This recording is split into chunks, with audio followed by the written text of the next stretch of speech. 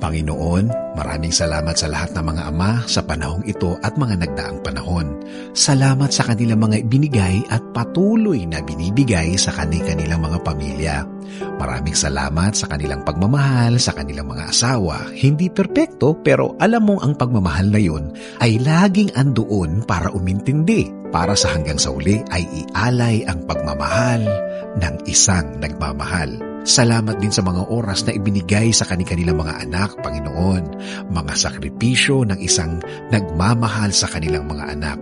Mga araw na tiniis nila para lang may maiuwi sa pamilya para magkaroon ng isang maayos at marangal na buhay. At alam namin, Panginoon, na hindi naman lahat maayos at perpekto ang mga ama. May mga oras din na may mga nagagawa silang mali sa kanilang mga buhay. Pero salamat pa rin sa puso nila dahil alam nila ang mali nila at bumabalik pa rin ang pusong tatay at sa mga aral na nakukuha dahil sa mga nangyayari. Salamat sa kanilang pagiging pasensyoso sa kanilang pamilya at mga oras na nagpapakita ng pagmamahal sa mga ina ng tahanan at ang pagiging kaibigan na maaasahan ng kanyang anak o kanyang mga anak.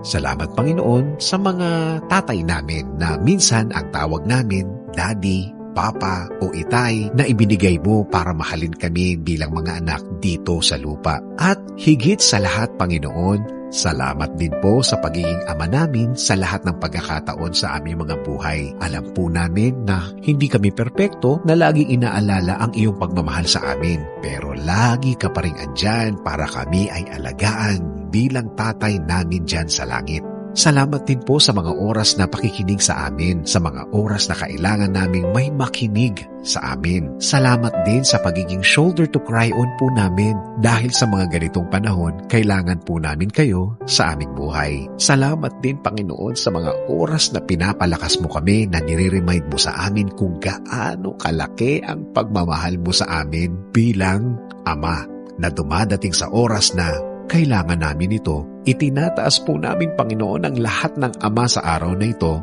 para i-bless niyo po sila at ilayo sa mali at ilayo sa mga sakit o anumang virus ang nasa paligid ngayon. Ito po ang aming dalangin sa araw na ito sa pangalan ni Jesus. Amen.